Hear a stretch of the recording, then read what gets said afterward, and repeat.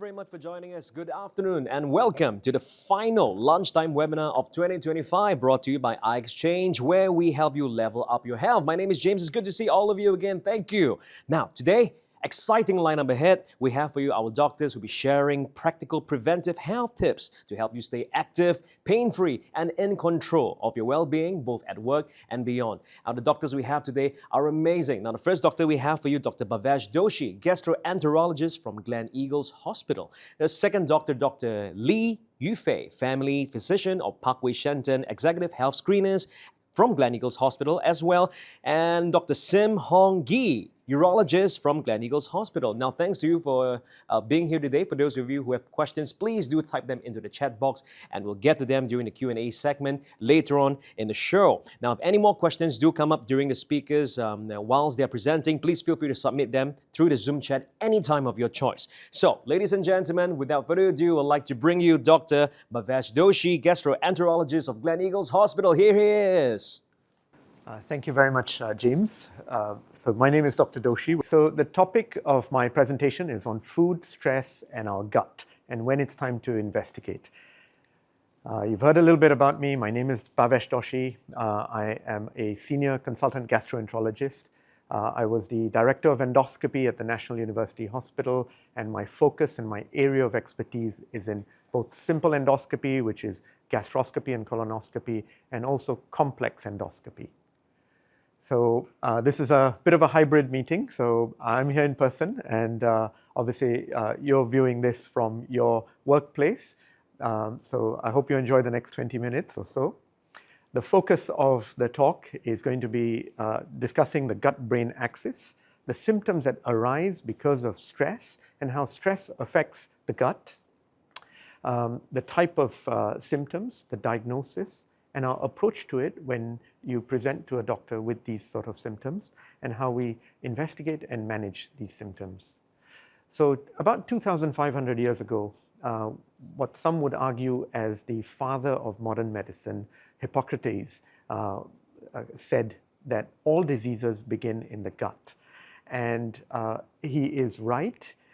In fact, over the last few hundred years, we have more and more learned that our emotions, our stress affects our digestion.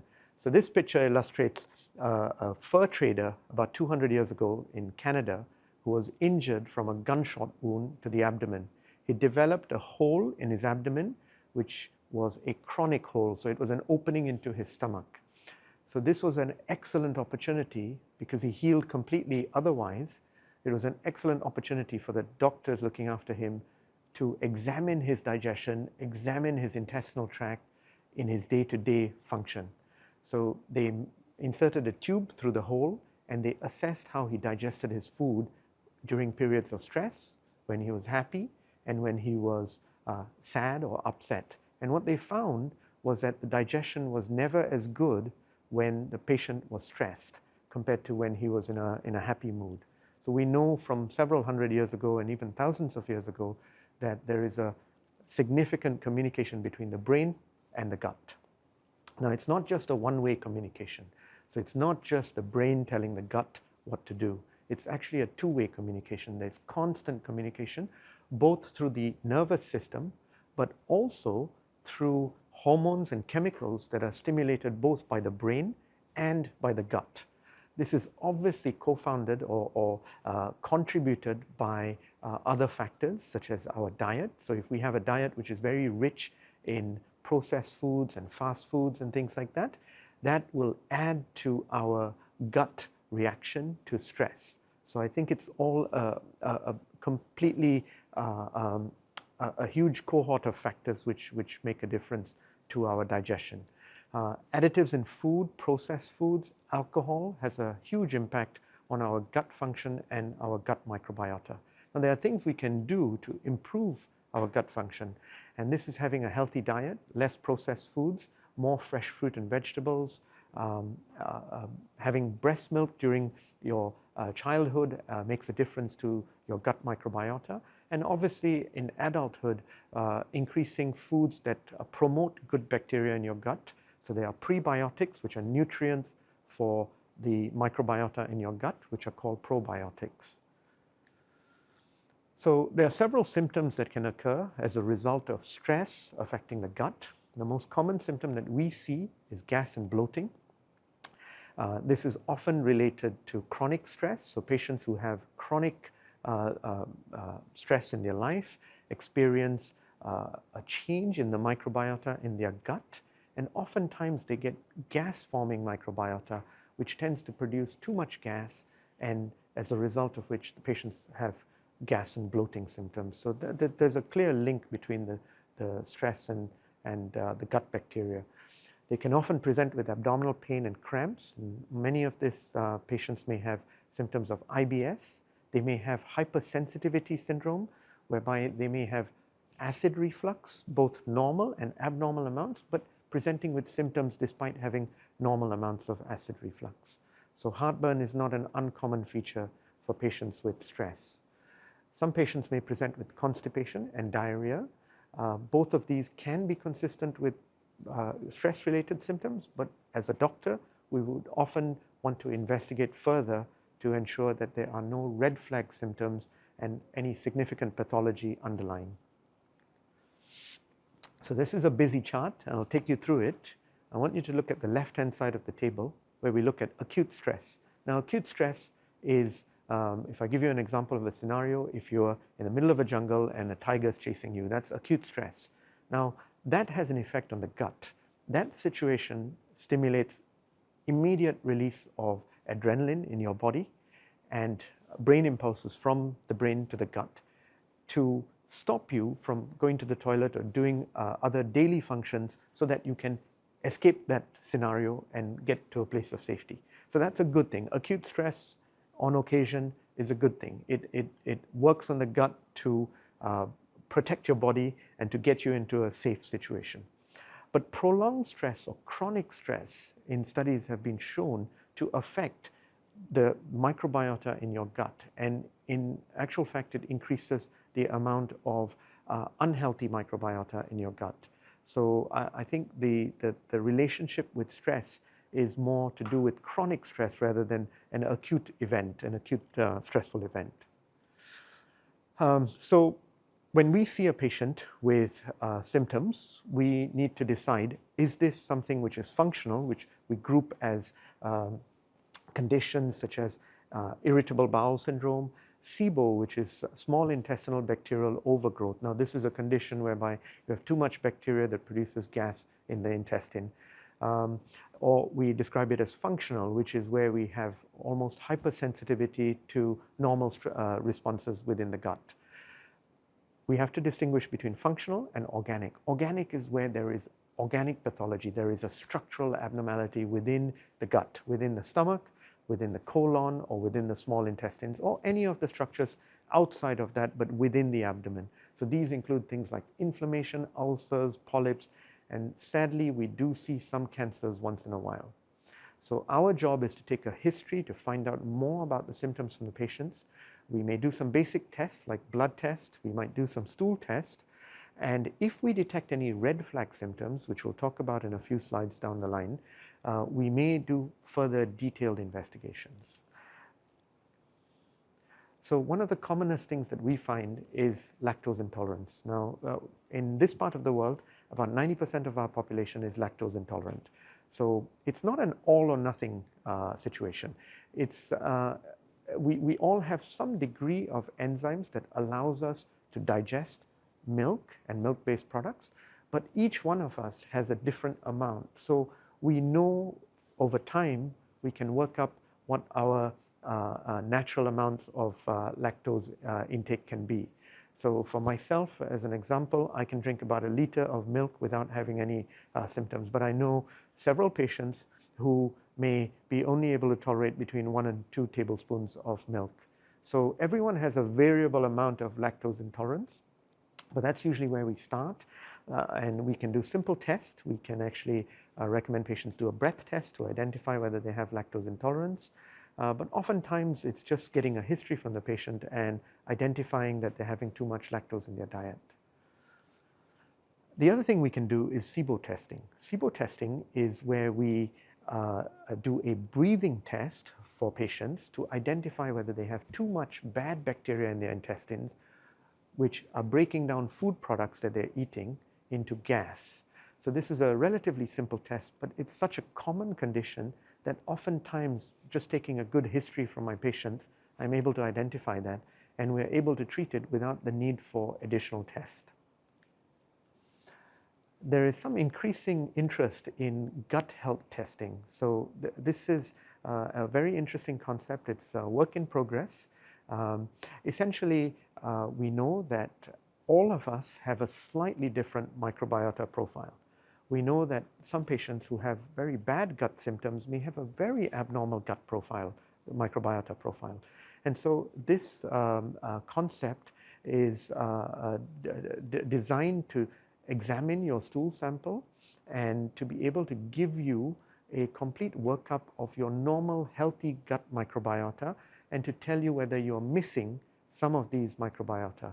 And in fact, what this laboratory does is that they also produce probiotics which are tailored to your requirements. So not only do they work up whether you're deficient in a particular probiotic, but they actually can produce the probiotic for you to individualize your therapy.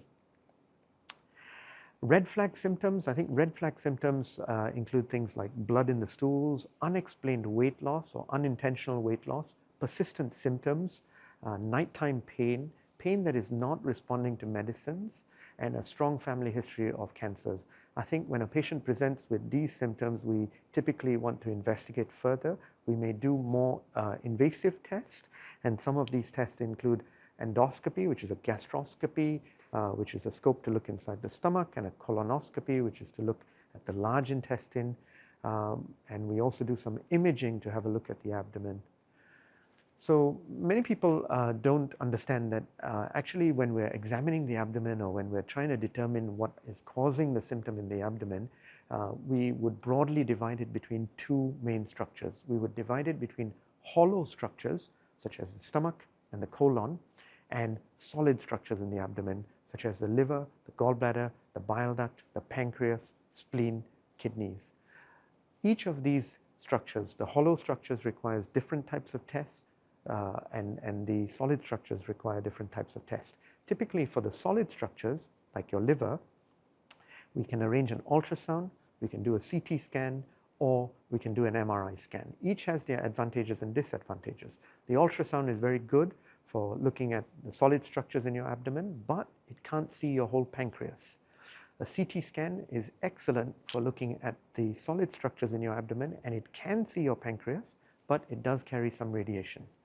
An MRI is excellent because it can see all the solid structures in your abdomen, but it is an uncomfortable procedure sometimes, and people who are claustrophobic may not be comfortable going into a tunnel and lying there for 30 minutes or 45 minutes for a test. So each has their advantages and disadvantages.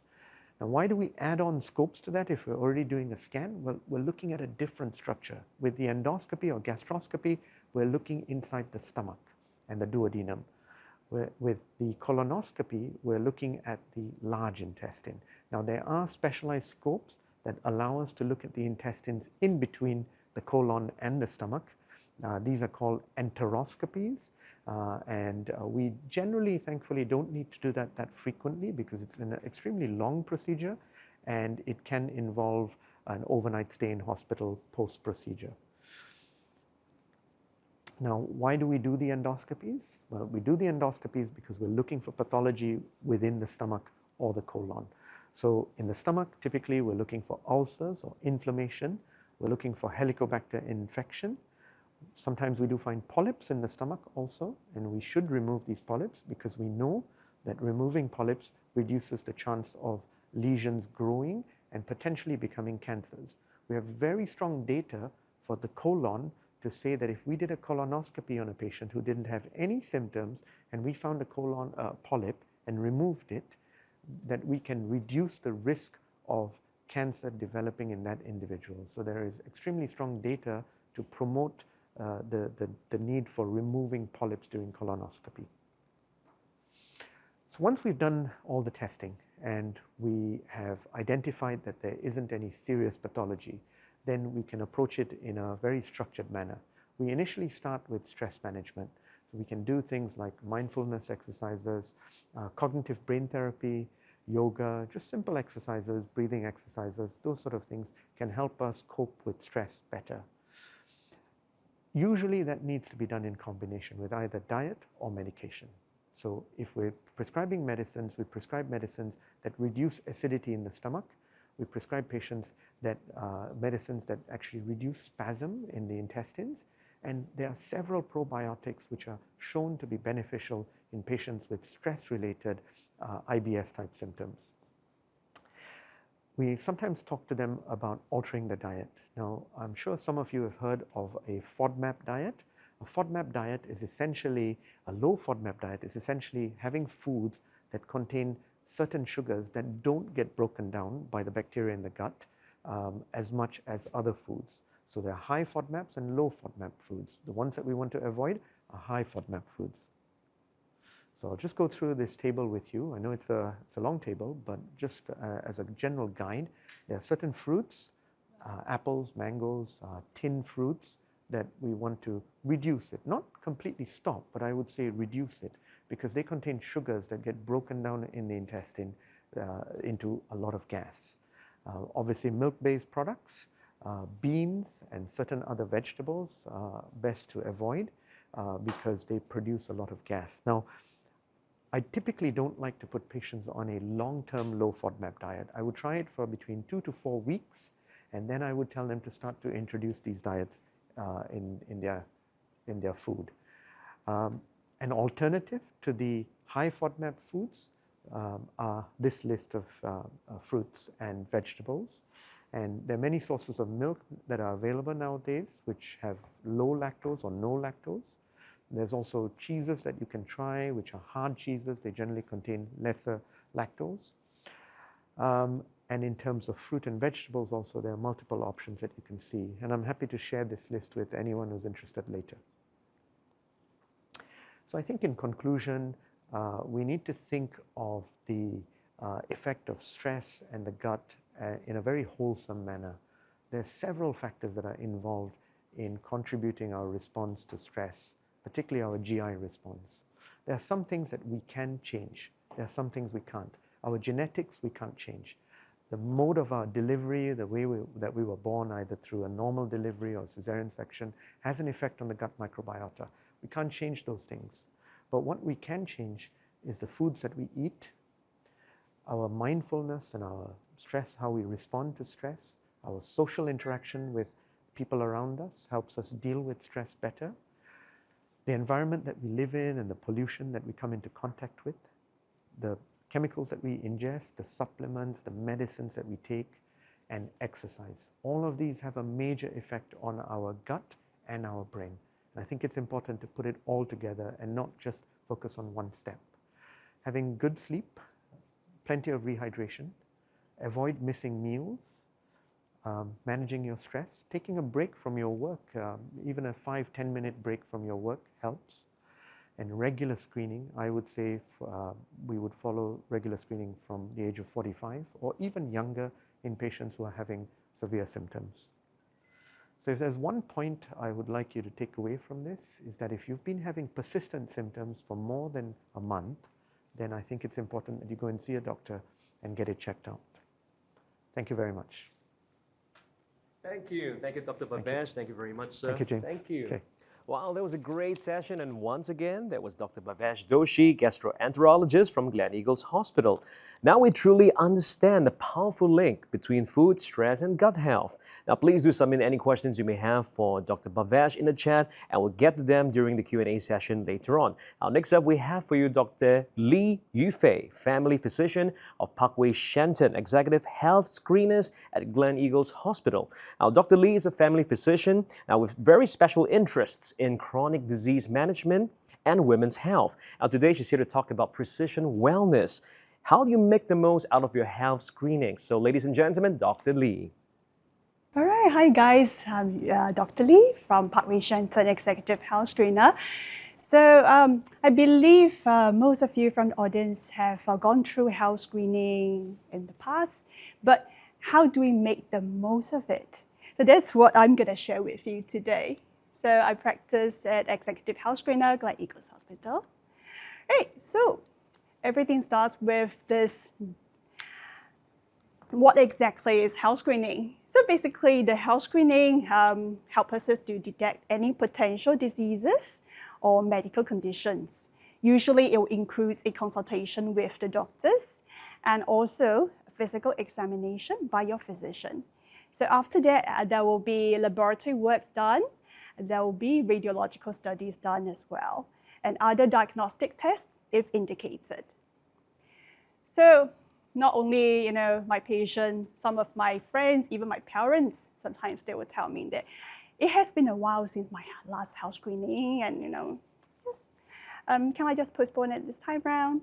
So actually, I know work is piling up, but actually one of the very common reasons that my patients share with me that why they put off the health screening is because they don't feel anything.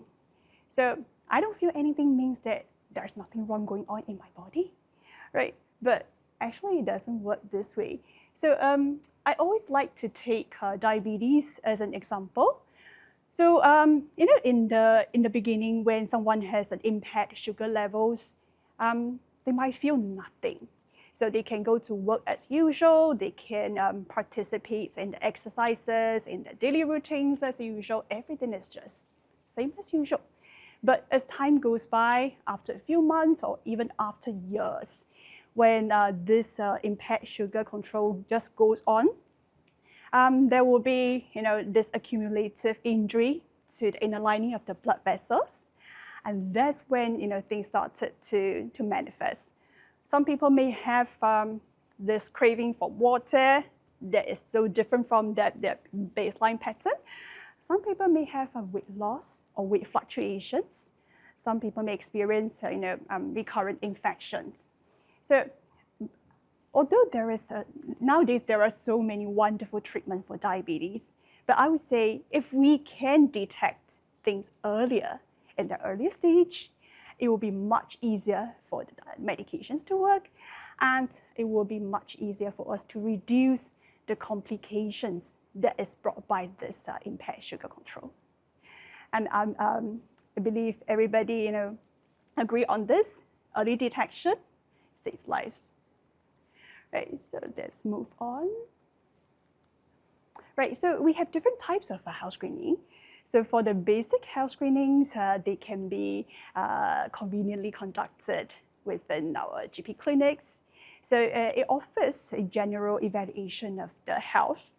It will screen for obesity, it screens for diabetes, high blood pressure, high cholesterol levels, etc. So the most commonly blood tests that are included will be your full blood count, whereby we are looking at how is the any anemias, how is the full count of your white blood cells, platelet, etc. And fasting sugar levels, fasting cholesterol levels. We will do a screening blood test on the kidney and liver function as well. So urine test can be performed.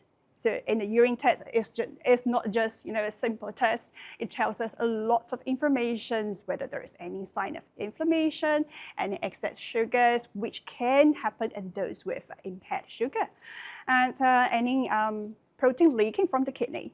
And this can be an early sign of the kidney illness. And blood in the urine will be reflected on the urine test as well. So, and if say this person, they would like to have an even better understanding of the current health status, executive health screening can be done as well. So during this executive health screening, there are additional blood tests that can be performed. So this blood test might include the blood test for thyroid function. So this is to evaluate the level of the thyroid hormones. And in those with certain dietary preferences or certain lifestyles, we do have blood tests to check for certain nutrient deficiencies, like iron profile, like folic acid, vitamin B, like vitamin D as well. So selected cancer markers might be done as well for cancer screen purpose. Sex hormone profile, it might be included in the package. Hepatitis screening actually is to detect whether this person has immunity against hepatitis A or B, or is there any infection going on with hepatitis C. In those who are concerned about sexually transmitted disease, certain blood tests, swab, or urine tests can be performed. Actually, I have quite a few patients that ask me, the stool test is so difficult just to submit a sample in the clinic, so can I skip it today? So actually, what I would tell them is that, this stool test is not just a simple random test. So basically, it tests for any occult bleeding from the digestive tract. And this is the screening for colorectal cancer. And so if you can, go for it. In selected female individuals, very importantly, cervical cancer screening tests such as Pap smear and HPV tests will be performed by your physician.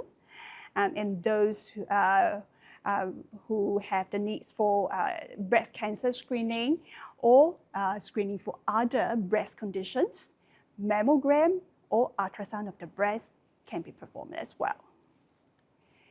And so bone mineral density, as you may see in this picture at the right side, so we are using bone mineral density to check or to screen for osteoporosis. And during the executive health screening, other radiological tests, including the ultrasound abdomen, ultrasound of the pelvis, ultrasound thyroid, etc., it might be offered depending on this person's health profile. So there are so many tests out there. So the test that may suit your colleagues probably may not suit you, or it's not the one that you need the most. So talk to your doctor and let your physician know about what you're concerned about, what you would like to know more about, right? So let's move on to heart health. We are talking about heart health day in, day out. You might have heard about this term called cardiovascular disease. So what exactly is cardiovascular disease? We're talking about it, so many times. But if you can just look at the picture, the right side, actually, cardiovascular disease is caused by this waxy fatty deposits that just falls underneath the inner lining of the blood vessels. So as it progresses, this fatty deposits accumulates, causing narrowing of the lumen of these blood vessels. So the blood supply gets compromised. So not only the coronary artery disease, or sometimes we heard about the term like heart attack, etc. Not only this coronary artery disease is under the umbrella of this cardiovascular disease. Actually, those illnesses such as stroke, mini stroke, peripheral vascular disease, or what we call the narrowing of the major arteries that supplying your limbs, and also certain aortic diseases are also under this umbrella. So now that we know what is cardiovascular disease, so am I at risk then? So when I talk about these risk factors, what usually I would like to categorize it into two different parts. So one part is that the factors that we cannot change. Yes, certain factors we can't modify. That include our age, our gender. We have different family history, and we come from different ethnic background. So these are the things that we cannot modify. But don't be discouraged, because there are a lot of things that we can do and we can change, including we can optimize our blood pressure control. We can optimize the cholesterol levels. We can screening for diabetes and get it controlled at the early stage, if any. Kidney disease is associated with increased risk of cardiovascular disease as well. So this can be screened through your routine screening. For those who smoke, smoking cessation is always great. And a lot of us actually nowadays, because of the busy work schedule, we tend to be sitting in the office all day round. So what I would suggest is that, just take a walk in between, even like just a few minutes to break the cycle. That will be great for you. All right, and of course, diet is very important, and stress management as well. So what if I share some of the risk factors and how am I going to screen for it? So I always like to say there is no one size fits all. So again, the test that work the best for your colleagues may not work for you. But to start with, usually what we do for the cardiovascular disease screening is that we will start with the blood works. So of course, fasting blood tests for diabetes screening, for cholesterol screening, and your blood pressure, all this will be measured during the clinic, the health screening session. Electrocardiogram or ECG will be used to look at any irregular heart rhythm. Some of you might be familiar with this exercise stress test, or we call it treadmill. So during this treadmill, the person will be running on the treadmill and the ECG recording will be ongoing. So the cardiologist will be, reading your ECG recordings and to see if there is any abnormal ECG changes that might be suggestive of underlying heart illness. So echocardiogram is something that being used to detect any structural abnormalities of the valves, of the chambers of the heart.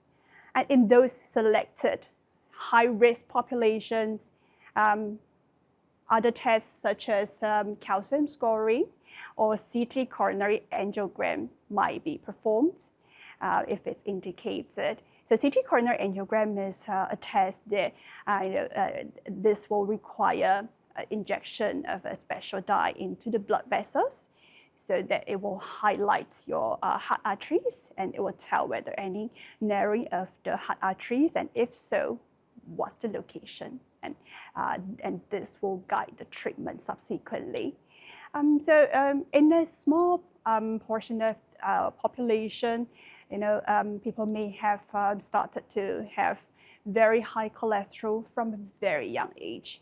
So in this group of populations, the genetic test might be performed to check if this unusual elevation in the cholesterol at a young age, whether it's because of certain genetic alterations that you get from the parents. Yeah. So these are the screening modalities available, but do discuss with your physician to check which one is the most appropriate for you. Right, okay, so let's move on to the gut health. Right, when we talk about bacteria, I think a lot of people will feel that bacteria are bad. They cause infections, they cause inflammations, but actually they can be friendly to us as well. And we have a lot of bacteria in the gut. Actually, there are trillions of them. So it's basically just a community out there. It's a jungle out there. So what do they do actually? All these bacteria, they stay in the gut. They help to break down the food. They help the body to absorb the nutrients. The bacteria itself, they produce certain vitamins and also the neurotransmitters, which can be very important in mood regulations. And also they help to regulate our immunity. They help to fight against those harmful bacteria. And very importantly, they play a very essential role in maintaining our metabolic and mental well-being. So the bacteria in the gut is not only about digestion. They can be helping with the brain health. They can be helping with the immune response. They can be helping with the metabolism. So if this person is bothered by some of the issues that I've just mentioned, what they might do is that certain tests can be performed to screen and to look at how this jungle is. So currently, the gut microbiome analysis, it will be able to, just to use a stool sample to determine how is the diversity of this jungle out there. So is there any imbalance? So are we getting too little of the good guys? Are we getting too much of the bad guys? But of course, it's a jungle, so we're unable to list every single one of them, but it does tell us how is the diversity, and is there a need to work on that further? Because if there is any severe imbalance or any abnormal, unusual diversity that is noted from this analysis, some of the precision probiotics might be useful to help to regulate the symptoms. But again, do talk to your physician about the indication of the test and what you can benefit from it. Right, so it's not sleep time, but sleep is so important to us. So, but it's something that usually is quite often overlooked. But why is sound sleep important to us? It's not just about have a good rest. If we don't get enough sleep, or you don't have a good quality of sleep for a prolonged period of time, we will feel tired. There might be elevated blood pressures. Our sugar tolerance might be impaired. It can lead to fatty liver as well. You might have heard about this term called sleep apnea. So what is sleep apnea exactly, or some people call it OSA? So basically, it's a sleep disorder that is caused by the compromised oxygen supply during your sleep time. That is due to the narrowing of your upper airways. Someone from our population, they might be at risk for it. That include those with high body weight, those who take quite a bit of alcohols, smokers, those with certain medical conditions, and also elderly individuals as well. Okay, a lot of us snores, but not everybody with loud snoring have sleep apnea. But that is one of the very common symptoms. The other symptoms of sleep apnea can include episodes in which you stop breathing during the sleep and then suddenly gasping for air. Some people, they may feel like headache in the morning. Sorry for the typo here. So it should be read as excessive sleepiness during the daytime. They might have difficulty paying attention during work. They might feel irritable. So what can we do? Of course, to keep a good sleep hygiene is so important. But if you're bothered by certain symptoms that I just mentioned, you might talk to your physician, see if screening for this condition called sleep apnea would be indicated for you. I remember in the previous times, the affected individuals, they had to stay in the hospital overnight to get this sleep study done. But nowadays, with the advancement in the technology, some of the screening tests for sleep apnea can also be performed at home. So during this test, this wearable device will be recording this person's oxygen levels, how is the pulse rate, how is the movement of the arms, how is the sleep, and so as to generate an idea whether there's any suspicion for the sleep apnea. And if so, actually there are nowadays a lot of great measurement, a great treatment that can be considered to improve the sleep quality for those affected by sleep apnea. And in the long run, it can reduce the risk of high blood pressure, fatty liver, or those with mood disorders.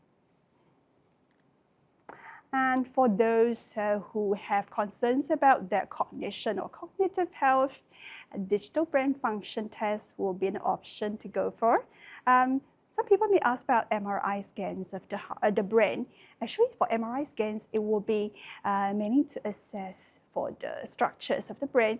So this will give us an idea how is the structure of the brain tissues and also the blood vessels.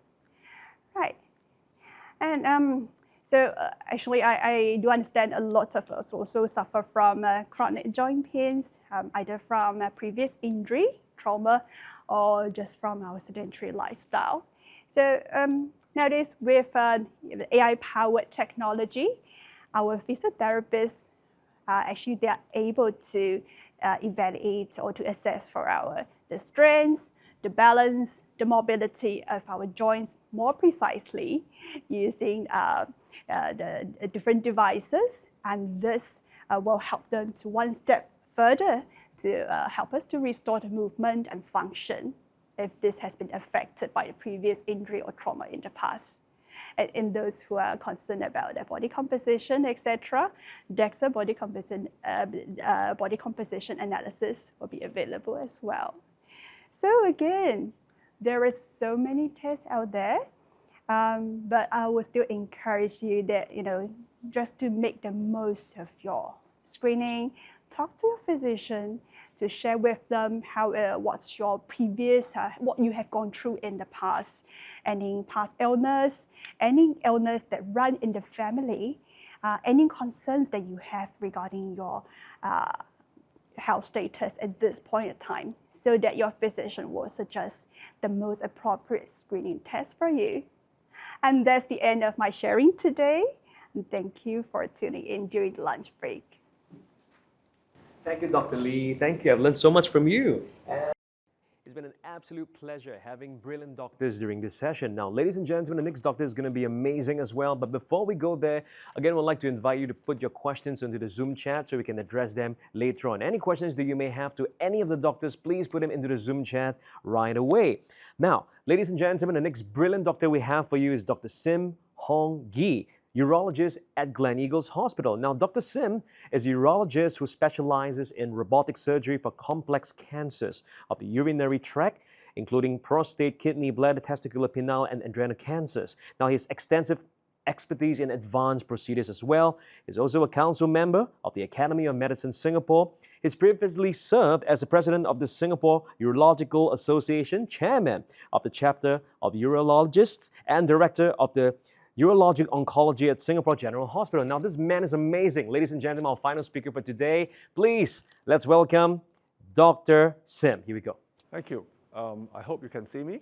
I'm Dr. Sim. I am a urologist, and urinary stones are my specialty. The discussion today will be on sharing some information regarding the kidney stone causes and how to prevent them. Now, you can see from the pictures, some of you may have friends or relatives who have had kidney stone symptoms. This may include severe colic, backache, nausea and vomiting, fever, and blood in the urine. A lot of patients have a lot of theories about how you can get kidney stones. They share amongst themselves on online portals, talking about diet, dehydration, metabolic syndromes, genes, or bacteria.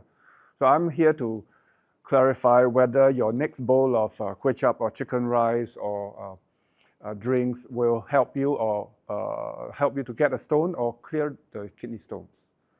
So this chart serves to tell you that we live in a stone belt illustrated by the red color band. And in this area, which is mostly around or near the equatorial belt, there is a 10 to 15% incidence of kidney stone formation in the population. And because of climate change, in one example in the US, the kidney stone belt or the kidney stone risk belt is actually moving northwards. So why do stones occur? If you remember your secondary school science lessons, stones are crystals. So they form when there's an excess of crystal-forming substances that cannot be dissolved in urine. So this can be affected by changes and disturbances in the urine pH or acidity, urine volume, fluid intake, and various dietary factors. And you can see in the little pictures there on the left that there are different types of stones. These are some of the types. That includes calcium oxalate stones, calcium phosphate stones, struvite stones, uric acid stones, and cystine stones. By far, most of the stones we see about 85 to 90% of the stones, are calcium oxalate stones. And when they first form, they are formed in the kidney, so they may be asymptomatic or no lack of symptoms, and they may not cause any obstruction. And they slowly move along down to the ureter, and that's when they can increase the pressure inside the ureter, causing severe spasm and pain. We have had patients who drove to the petrol station, develop a kidney stone colic, and leave the car there and go to the emergency room. And when they reach the bladder, then they can irritate your bladder and cause you to go to the bathroom very often. You may even have pain when you pee and even blood when you pee. So this is a black and white picture showing the different appearances of the stones under the microscope or under magnification.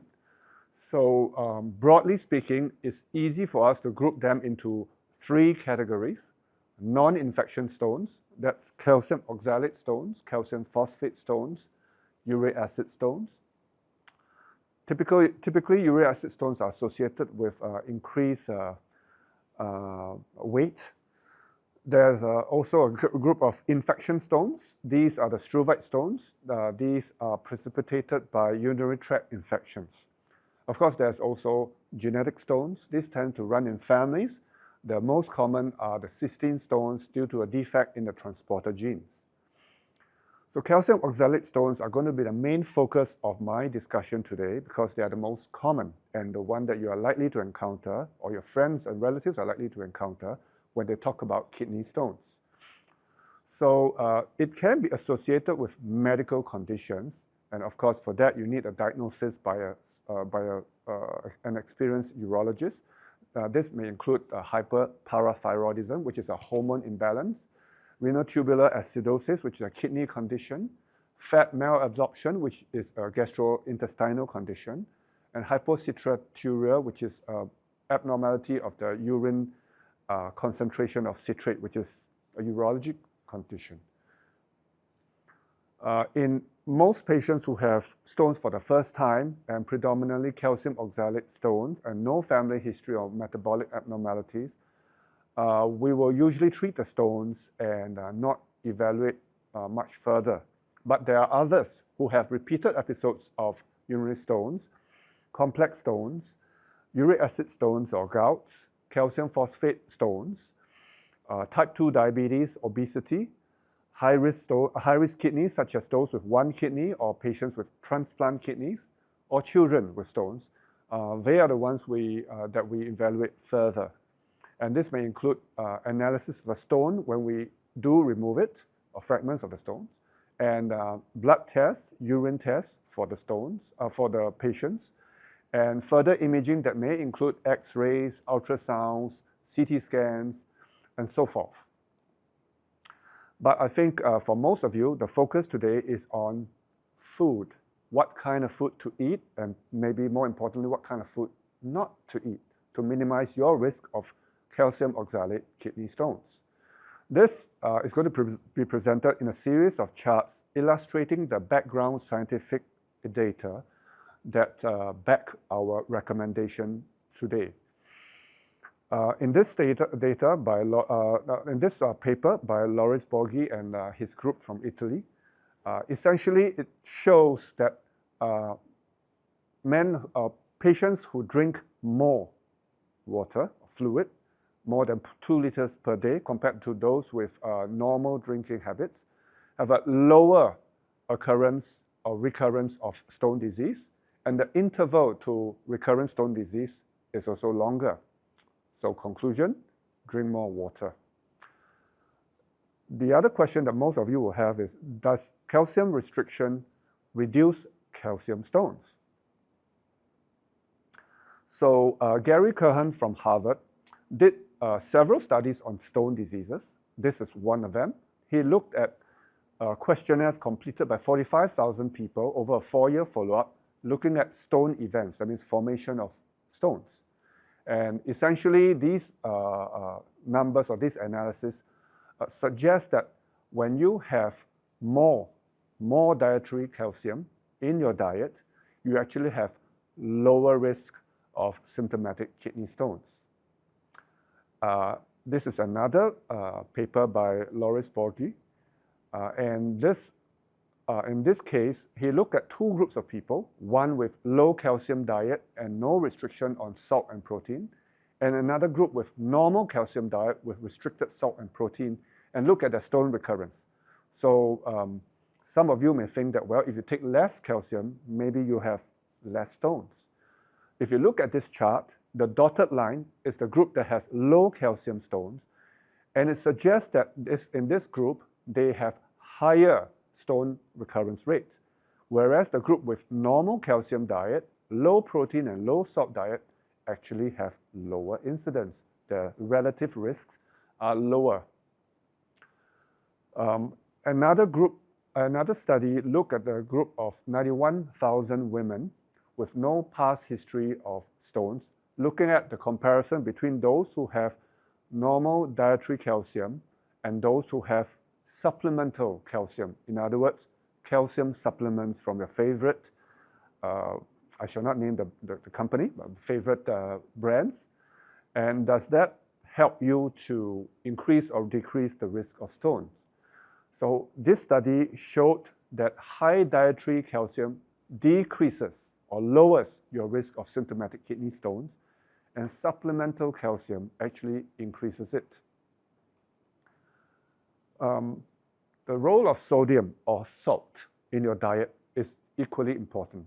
When you take more sodium, we found that it increases your urinary calcium excretion significantly, and therefore this increases the production of calcium stones. So it is important to reduce your salt intake, in this case, sodium chloride intake. How can you further prevent or reduce your chance of getting oxalate stones? There are a lot of fruits and food products that contain oxalate. Oxalate is practically the Bitcoin of your food, so it's stored everywhere in the most important part of the plant. This may include nuts such as peanuts, cashew nut, almond nut, hazelnut, all your favorite coffee and tea because of caffeine, chocolates, okay? And oxalate-rich beverages that includes green tea, black tea, coffee, they do have potential benefits associated with decreased risk because of their diuretic property, but their caffeine content does increase the risk of stones, as shown in a study on healthy nurses in the period between 2007 and 2014. It appeared to show a dose response between caffeine intake and risk of stones. However, we do note that this study contains some recall bias and perhaps some unknown confounders. And there is at least one other study with some apparent conflicting data. But this is the main largest study that we have at the moment. You may also want to reduce certain vegetables. This may include brinjal, eggplant, lady's fingers, spinach, sweet potatoes. Certain fruits such as apricots, plums, figs, strawberries, all this contain high levels of oxalates. I know they're your favorite food. But just to remind you what it may cause you, this is an example of an X-ray with a large left-sided kidney stones. This is a Staghorn stone. This is what we are aiming to avoid. So there are other interesting facts about oxalate stones. Vitamin C and cranberry juice, excessive intake of those, may potentially increase your risk. And the link is because vitamin C, which is ascorbic acid, is broken down into the body into oxalic acid and carbon dioxide. And oxalic acid, the base of which is an oxalate compound. Cranberry juice also contains a fair amount of ascorbic acid, and therefore it follows the same trajectory.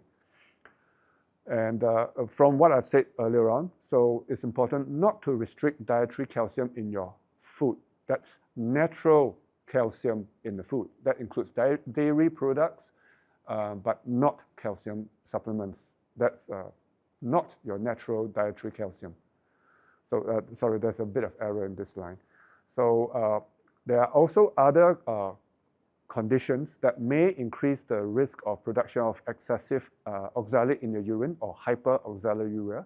This may include previous bowel surgery, bariatric surgery, fat malabsorption that may increase the levels in your urine. Of course, there are others who may have some congenital conditions. We're not really going to focus on that. They are the exceptions, and they will need further evaluation that will lead to these diagnoses. What about uric acid stones? Generally, they are associated with ingestion of products that may increase the production of purines, which is a chemical compound that's essential to formation of uric acid in the urine. This may include animal proteins, red meat, eggs, organs, fish, shellfish, and your favorite beer.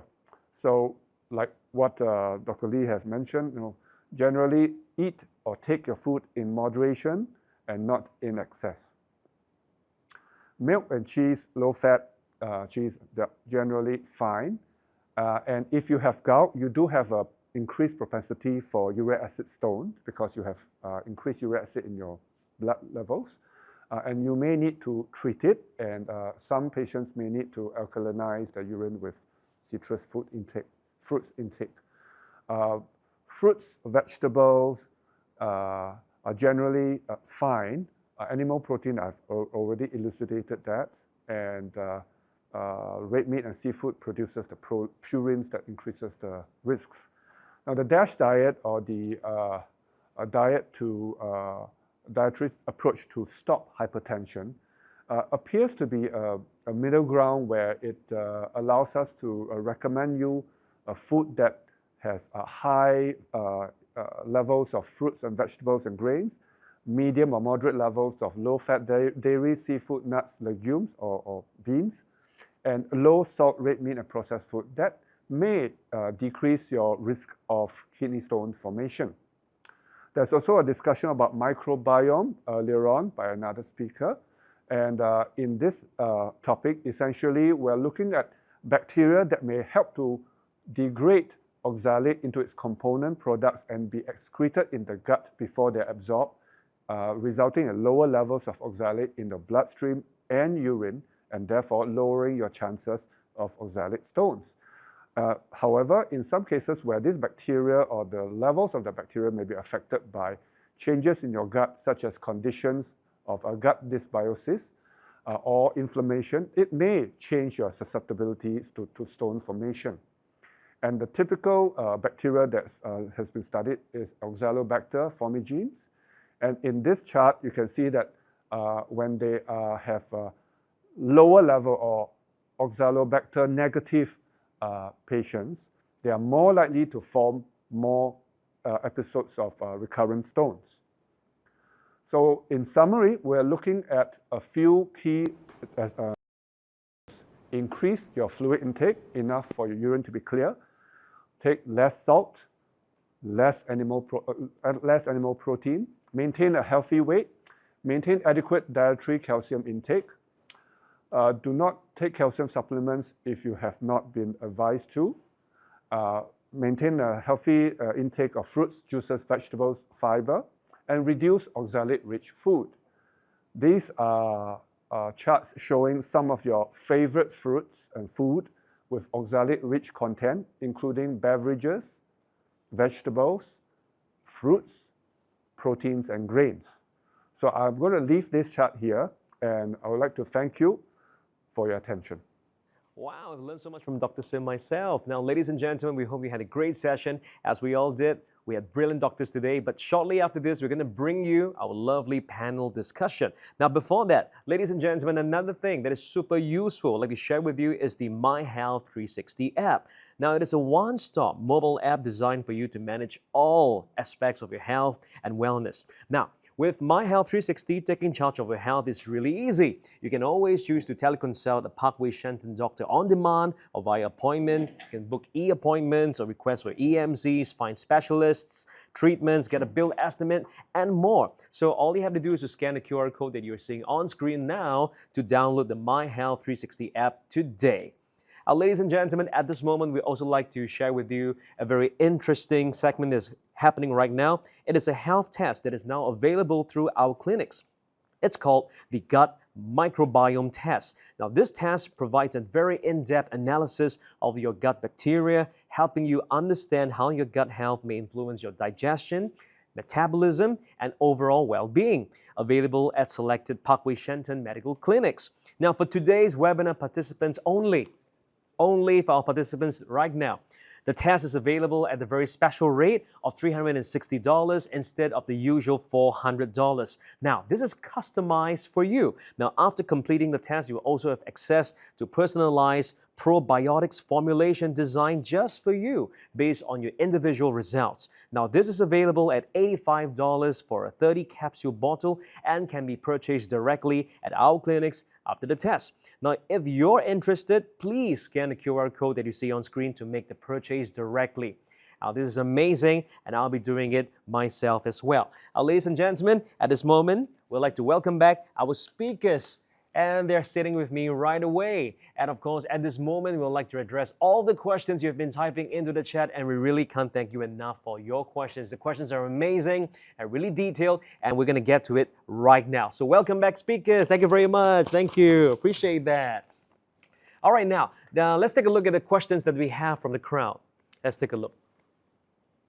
All right, now the questions are amazing. So again, we thank you very much for putting in the questions since the beginning. Perhaps you'd like to have the questions to be presented to each and every one of the doctors as we are doing it. All right, so every doctor here will have a chance to answer questions. So thank you very much again for your questions. Let's make our way now to the first question. The first question goes to Dr. Bhavesh. Hi, sir. Now, can gut and intestine health tests be done through GPs? It's a good question.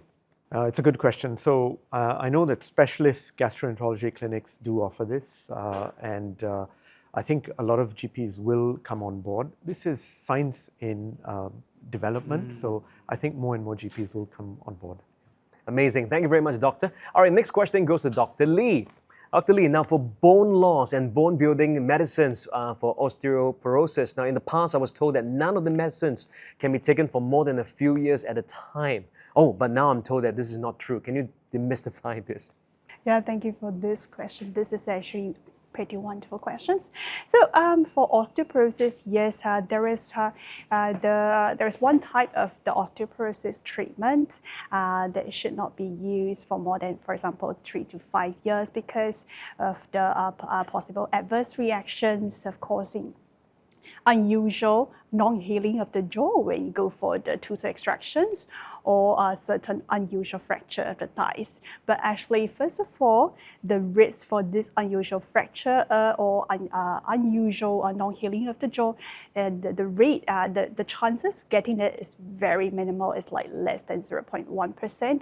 And also, with what we call the drug holiday, or just to hold off the treatment for a short period of time, for example, 1 or 2 years, but in between, your doctor will still monitor your bone mineral density regularly. So this will still help us to continue with the monitoring treatment very well. And also there are nowadays a lot more wonderful treatment for osteoporosis that can be tailored to different needs of different individuals. And some of it can be used continuously.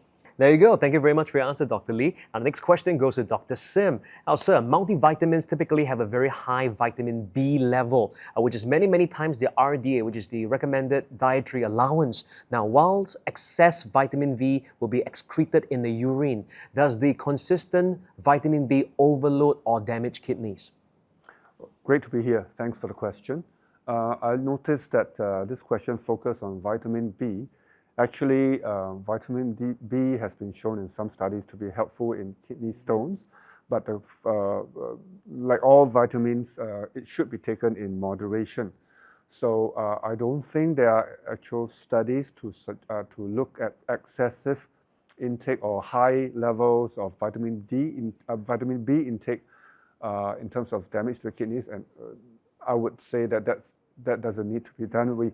We have experience from vitamin C and vitamin D studies to show that high levels of vitamin C intake advocated by Linus Pauling in the 70s increases the risk of oxalate production and stone formation.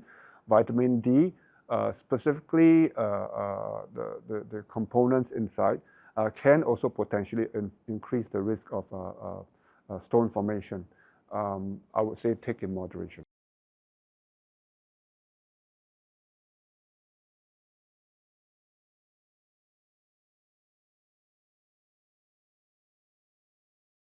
So lactose is metabolized or digested in your GI tract from enzymes that are actually on the surface of the small intestine.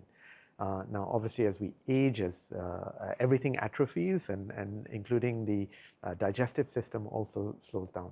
So you may find that you may not be able to take the same amount of milk or milk-based products as you were when you were younger. But I wouldn't say that it is necessarily a good thing to reduce your lactose intake as you get older. I think you've got to tailor it to your symptoms. So if you have no symptoms and you can get away with drinking a liter of milk like I do, then go ahead, you know. It's very interesting. I'd just like to add on a point actually that you know, between the three of us, you've seen all the diet charts. I think the only safe thing to do is to drink water. I think anything else is not allowed, right? But the truth is that everything in moderation. I think the main message that we want to get across is food in moderation. Absolutely. All right, now next question goes to Dr. Lee. Now, can I take niacin, which is nicotinic acid, over-the-counter supplements at 500 mg if my LDL profile is high? All right. Actually, for niacin, if this is the treatment for the elevated or severely elevated triglyceride as prescribed by your doctor, I would say yes, go ahead. But you have to still monitor the cholesterol profile regularly.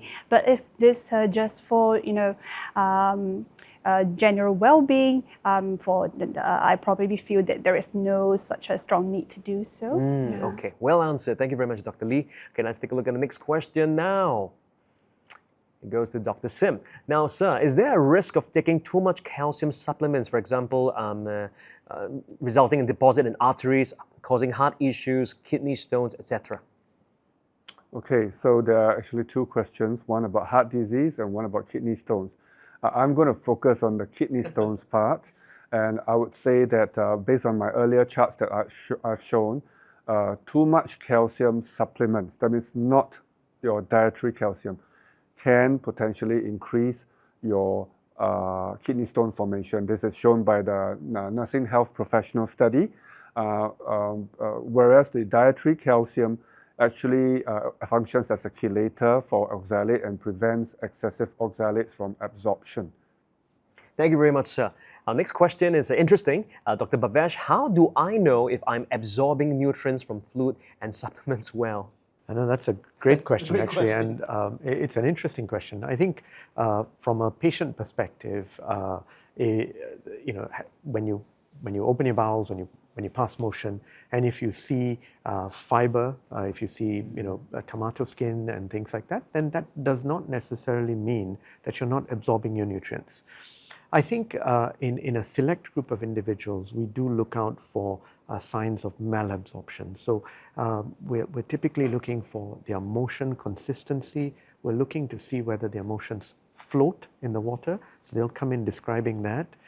They might see when they pass motions, they might see oil droplets in their motions. That might be a sign of malabsorption of their nutrients. But otherwise, generally, most people who pass within the normal range of motion should not have malabsorption. Thank you very much, sir.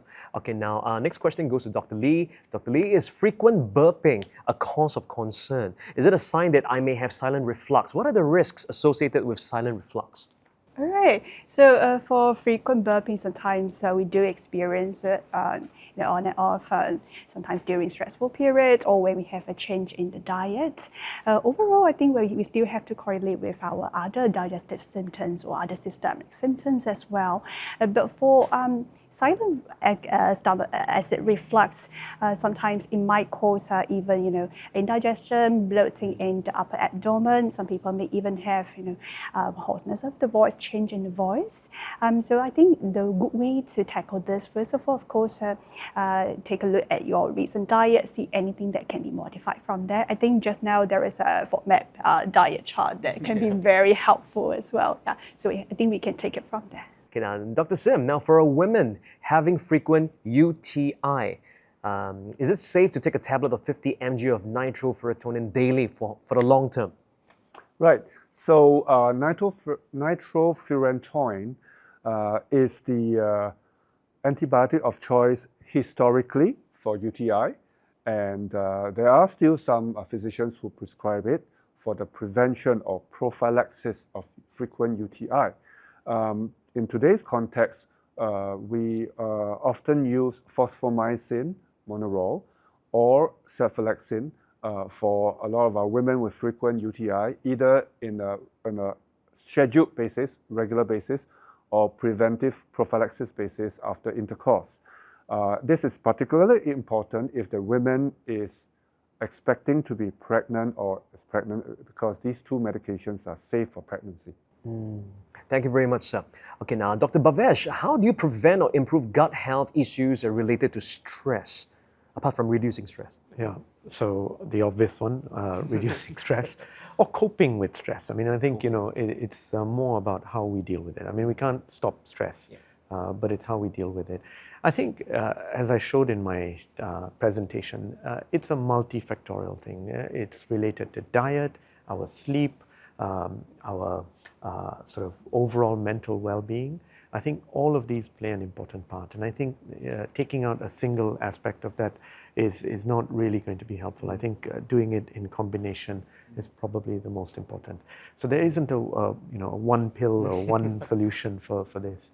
I think just overall having plenty of fresh fruit, vegetables, getting lots of sleep, lots of fluids, and just meditating and looking after your physical and mental health. Thank you very much, Dr. Bhavesh. Our next question goes to Dr. Lee. Dr. Lee, do statins cause muscle loss? I already struggle with sarcopenia and osteoporosis. I'm really concerned that the statins prescribed for my high cholesterol will make me lose muscle even faster. Right, so for statins that we use, I would say there is no robust evidence to suggest that, for those who are taking long-term statins, they will suffer from muscle loss.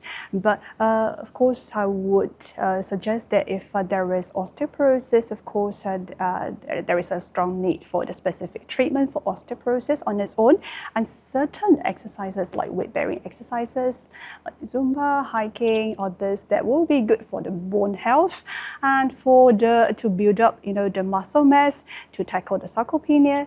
A well-balanced diet with a sufficient protein intake, and also some strength training exercises will be great to just maintain the muscle mass. Thank you, Dr. Lee. All right, we're going to make our way to the next question now. It goes to Dr. Sim. I was diagnosed with kidney cysts, but the doctor says there's nothing to worry about.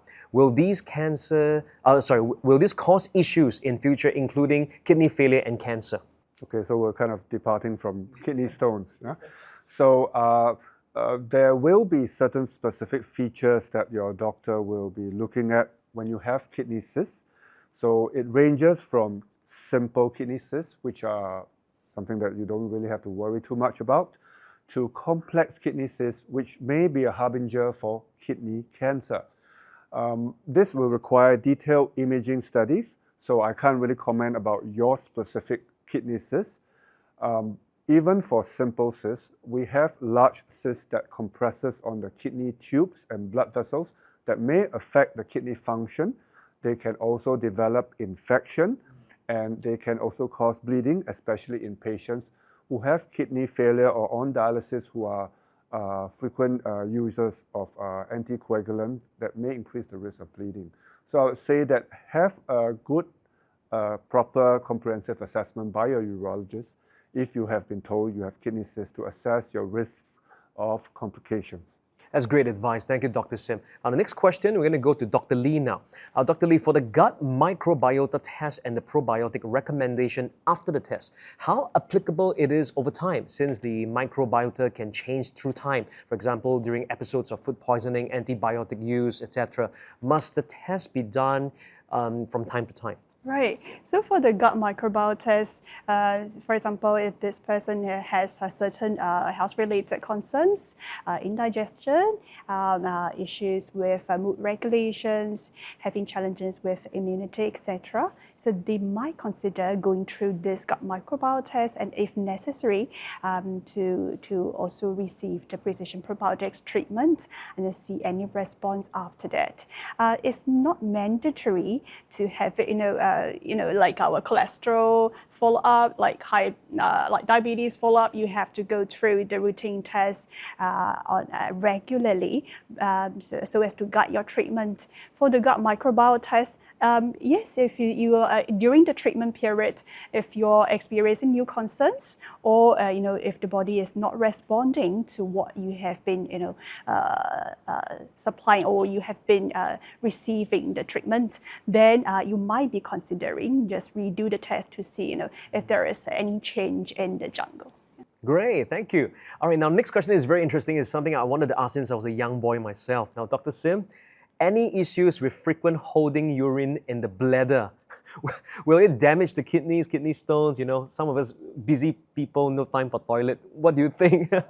Okay, so for all of you out there who like to hold your bladder whilst attending that important business call, just remember that when you hold your bladder beyond your natural capacity, number one, you're going to feel uncomfortable or painful.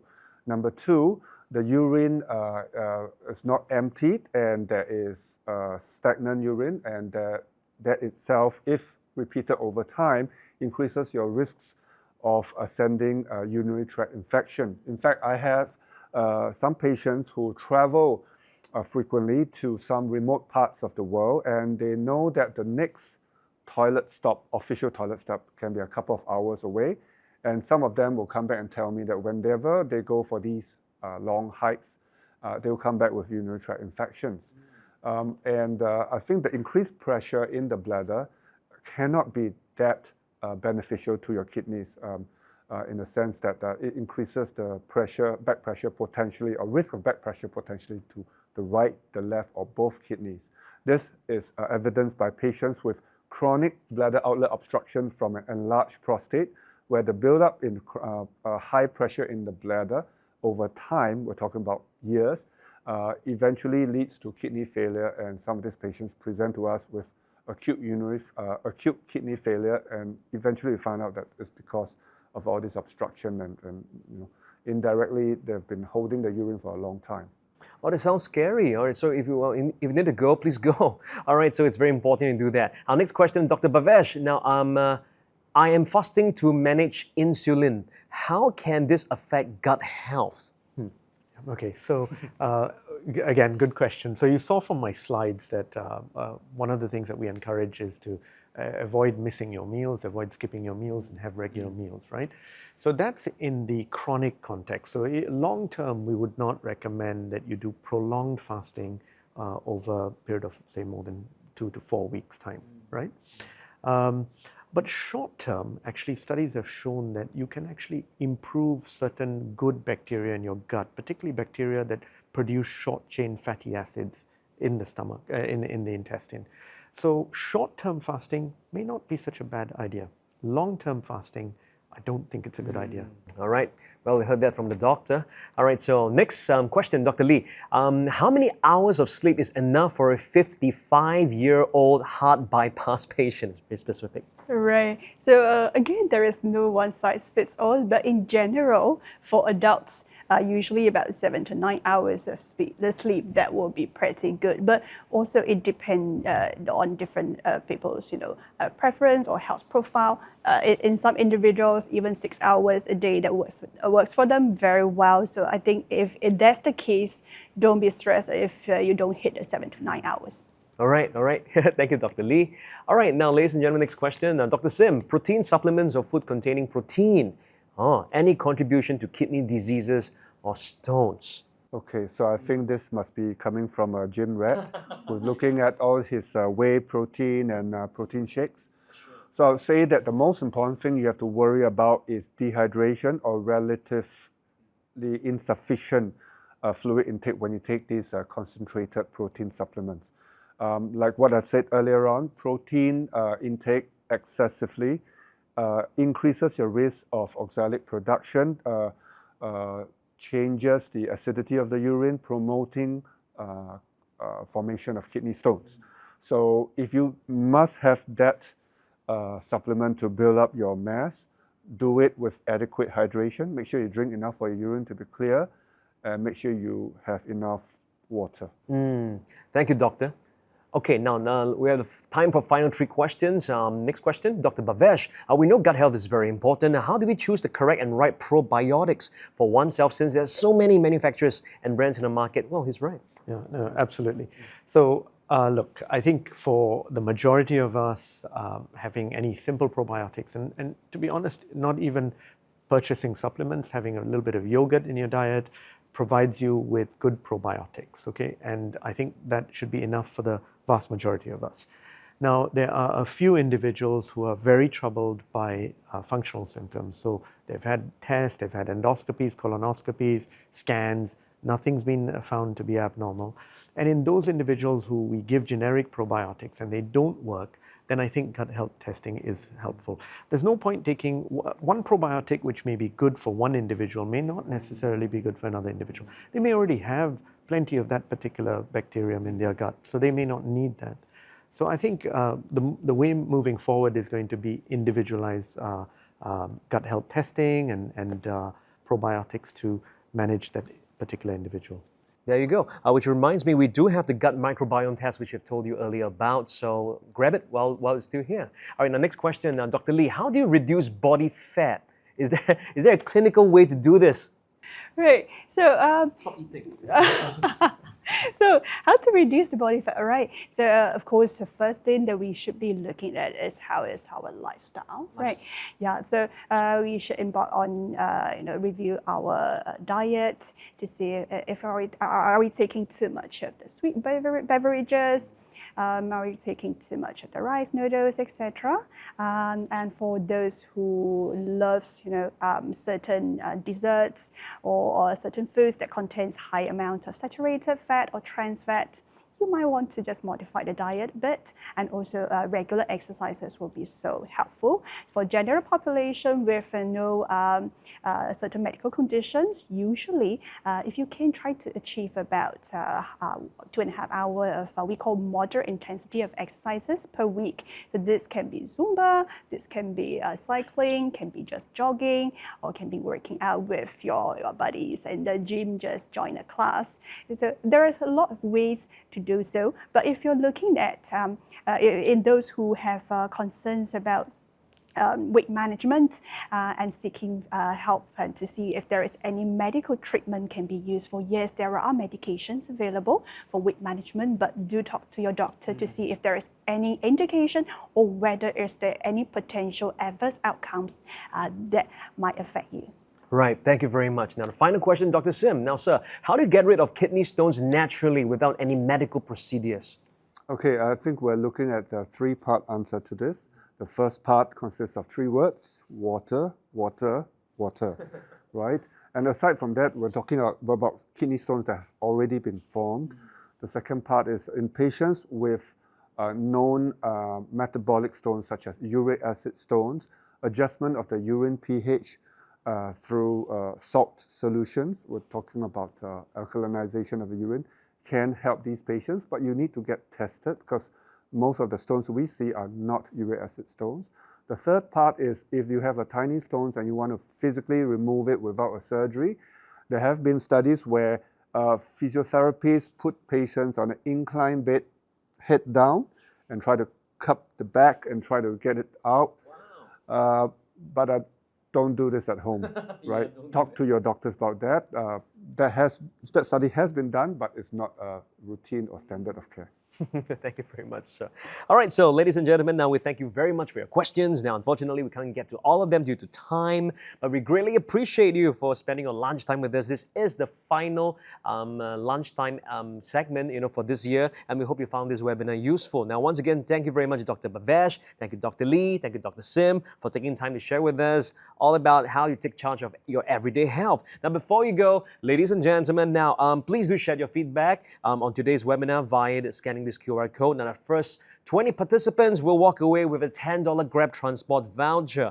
And you can also share with us what topics you're interested in future webinars, so we can invite the relevant doctors or experts here to tell us more about it. All right, so please do scan the QR code right now. All right, and of course, moving on, we thank you very much for your time. Now, we'll be flashing the details of our speakers in just a bit. This webinar is brought to you by iXchange, your trusted TPA and medical services provider. Please do email us if you have any further inquiries after today's webinar. My name is James. We hope everyone stays safe and healthy. Have a great weekend ahead. Thank you. Goodbye. Thank you.